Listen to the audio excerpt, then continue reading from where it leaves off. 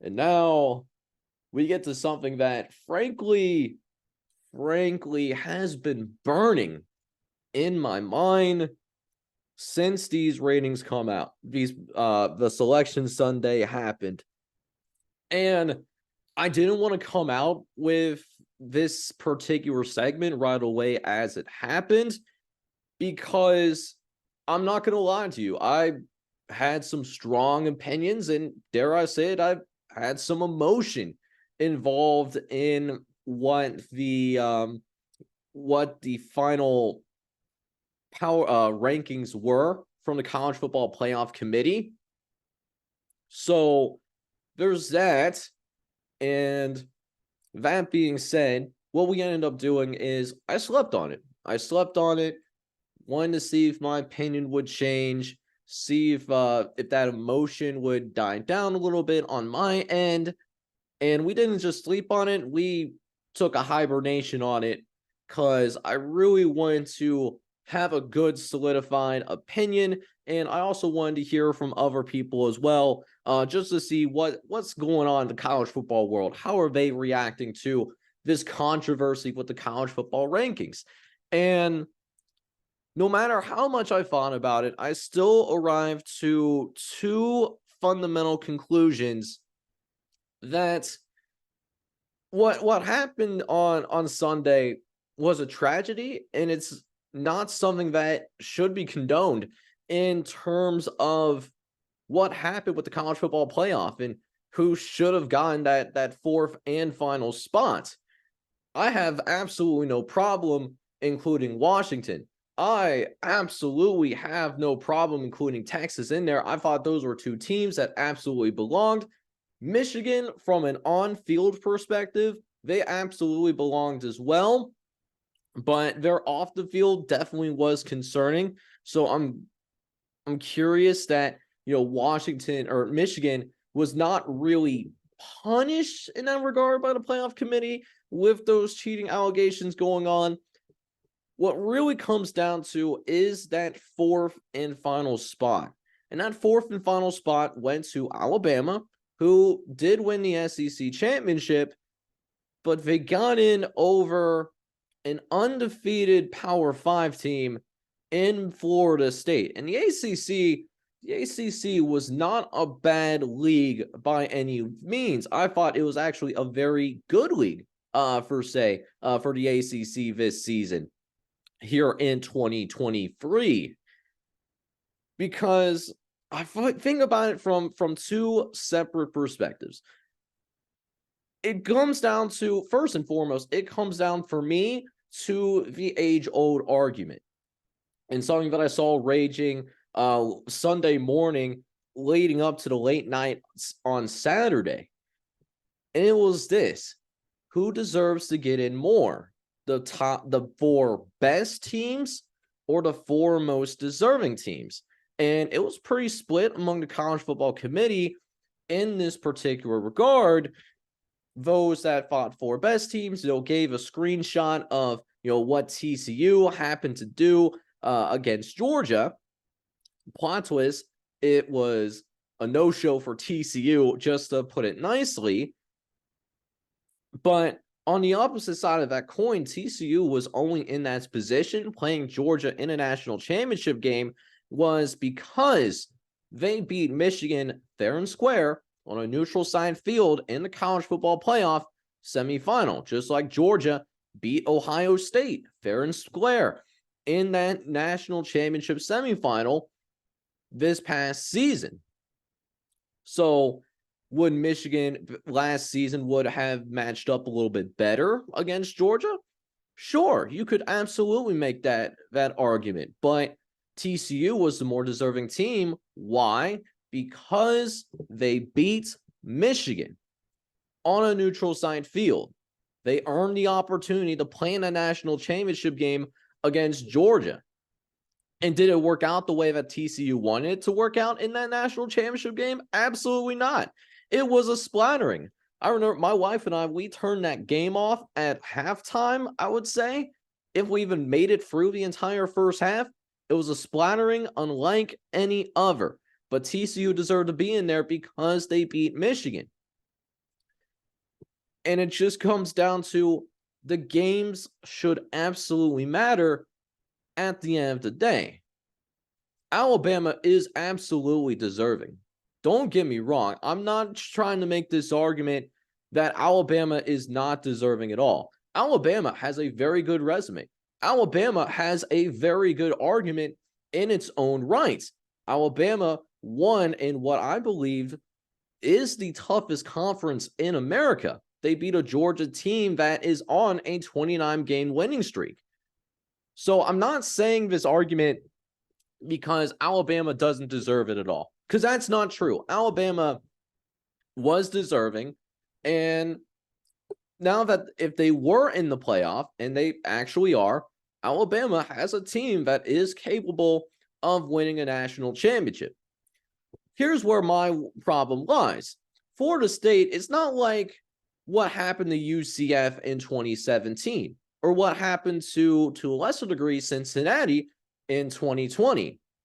This is not the American in both of those cases. No, we're talking about the ACC, and the ACC was actually very good. They more than held their own against the SEC this season. The ACC ended up going 6-4 against the SEC during non-conference play. I think that matters. Florida State in particular took on LSU, who, by the way, we do have on a neutral site field ranked as a top 10 team in the nation. We're talking about LSU. We still have ranked number 9. Florida State beat them convincingly. They also played Florida, and Florida is not going bowling, but Florida would be a bowling team in most conferences, just it wouldn't be in the SEC. They just don't have that caliber of team necessarily. And not to mention the ACC was no pushover, like I mentioned earlier. Plus, they ended up going undefeated.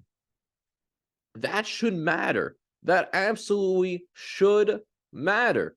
And look, what happened in that ACC championship game, it was ugly. Their third-string quarterback, who is a true freshman, by the way, had no expectation of playing any meaningful minutes during the season. He was going to be redshirted. And now all of a sudden, that third-string quarterback, who was a true freshman, he was asked to start in a conference championship game, also happens to be on a neutral site field. And Louisville, yes, we don't have them power rated in the top 25 anymore, but Louisville is a good team, though. Louisville came in ranked in the top 15. And yet, Florida State, even with a third-string quarterback, even with a team that admittedly did not have their fastball, they still found a way to win. But because their offense looked so bad, because of that Jordan Travis injury, that's why they were kept out. And that's in the words of, don't take my word for it, that was in the words of the chair of the College Football Playoff Committee. He said, point blank, that Florida State was kept out because he and the committee did not believe that Florida State did not have the team as is constructed to win a national championship. Now, I know what you're thinking. Without Jordan Travis, would you favor them over Alabama on a neutral site field?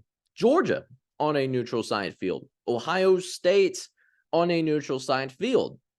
And I understand where you're coming from, but at the same time, games are not decided on a piece of paper. Games are not decided by a computer model. Games are not decided by Vegas itself. Okay? Games are decided on a football field. And yes, they would not have had Jordan Travis, whether they were going to the Orange Bowl or whether they were going to play Michigan in the Rose Bowl or Washington in the Sugar Bowl. But you saw that defense. That defense was playing possess. They did everything that they were asked to do. And they found a way to win. And even though that offense was ugly, what difference does it make? Honestly, what difference does it make? Let's say Florida State wins 45-35. It ends up being an offensive shootout instead, but the result is still the same. And you know what that result was? It's a 10-point win, and they would still be conference champions. And not to mention, it would be still against a ranked Louisville team, which, by the way, Louisville is still ranked in these college football playoff rankings. Louisville is still ranked in the top 15. They only moved them down one spot on Selection Sunday. So Louisville did not move down very significantly at all, by the way, even though they lost by double digits to a third-string quarterback. And speaking of that third-string quarterback, when we get to the Orange Bowl or to the Sugar Bowl against Washington, hypothetically, here's the thing. He was not going to start in this game. Rodemaker, he was going to be back. He was in concussion protocol. That's why he did not play whatsoever. And Rodemaker, yes, he's not as dynamic as Jordan Travis. I get that. I completely understand what you're saying. But at the same time, though, Rodemaker has experience in Mike Norvell's system. The playbook wouldn't be nearly as limited as it was for their true freshman quarterback, because he was arguably the only scholarship player available at the quarterback position. So he had to be a little bit more conservative. He wouldn't have to be as conservative with Rodemaker. And even if we go off this, let's say they were right about the eye test thing from the College Football Committee. So let's take it at face value that we are going to rank these teams based on whether they're not the four most deserving teams, but the four best teams. I have no problem, even if Florida State was in, I have no problem with Texas being at number 3, because we have Texas power rated above Washington, and Texas has a loss. So if you want to put Texas ahead of Florida State because Texas was that dominant, fine. We're okay with that. But beyond this top 4, here's my question. If you believe that Georgia was a better team than Florida State, why is Florida State ahead of Georgia?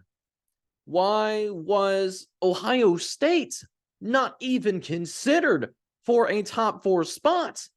There was very little conversation about Ohio State. And Ohio State, we have power rated as a top 5 team. Their only loss is to the current number 1 team in the entire country. The only one. Not to mention, you could probably make arguments for Oregon to be ranked ahead of Florida State, even though they have 2 losses. If we're going off this, just completely off of eye test and off of what we saw in the past couple of weeks, you could probably also make an argument for Penn State as well to be ahead of Florida State if we're going completely off of the eye test theory. And yet there's Florida State at number 5. It's like the committee ranked these teams in the top 4, and then it's a completely different criteria beyond the top 4. And speaking of that criteria in terms of, the best, like the eye test theory that the College Football Playoff Committee was talking about, in terms of who got the group of 5 spot that would send a group of 5 teams to a premium bowl game, a New Year's Six bowl, Liberty got the edge over SMU. Liberty finished undefeated in the Conference USA. Granted, they had one of the worst strength of schedules in the country. SMU, on the other hand, finished with 2 losses, but their 2 losses were to Power 5 opponents, TCU and Oklahoma, who, by the way, finished in the top 15. Now, for the record, I thought Liberty was more deserving than SMU to get into that New Year's Six spot for the New Year's Six bowl games. However, I also believe that if Liberty and SMU met on a neutral site field, We believe that SMU would be favored hypothetically over Liberty. And I'm sure the majority of you that are listening to this right now would probably feel the same way as well. So, that said, why did the committee choose Liberty to go to a New Year's Six bowl game over SMU? Well, going back to what the College Football Playoff Committee said, why Liberty was chose over SMU was because, Liberty was undefeated. So being undefeated in the group of 5 is good enough. It's good enough, but it's not good enough for Florida State to compete for a national championship is what you're telling me. So zero consistency from the College Football Playoff Committee. And most years, the committee gets it right. The committee does choose the correct 4 teams 9 times out of 10. This one year, I think they did Florida State dirty.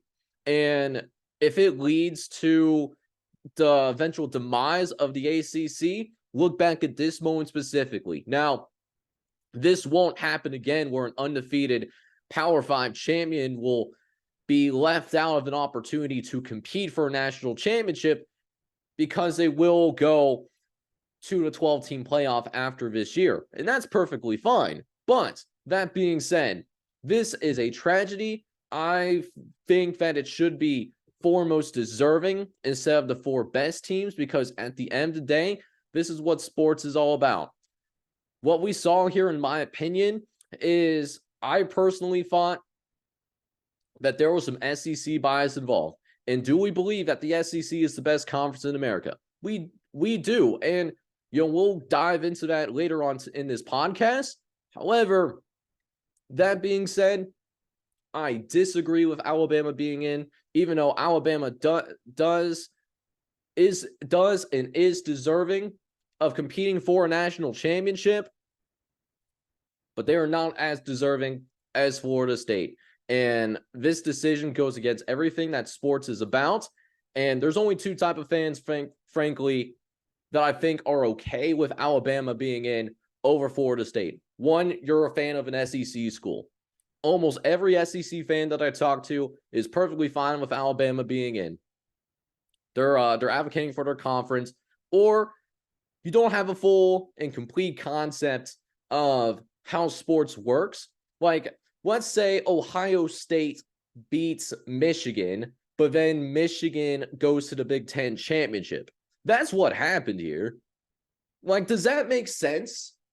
Does that honestly make any kind of sense? I don't think it does. Now, Alabama could prove me wrong. They could win a national championship because, again, Alabama is more than capable of winning a national championship. They are, as is all the other teams that are in the college football playoff. Washington can do it. Texas could do it. Michigan could do it too. They all are capable of doing it. But I think there was a mistake made, and it's just a bad day for college football. This honestly does leave a very poor taste in my mouth thinking about what happened with that top 4. But it'll be fun matchups. We'll be excited to watch them. Don't get me wrong. Just, I just think the wrong decision was made personally. You might disagree, but that's just how I feel. And I don't think I could really move off of that, to be honest with you.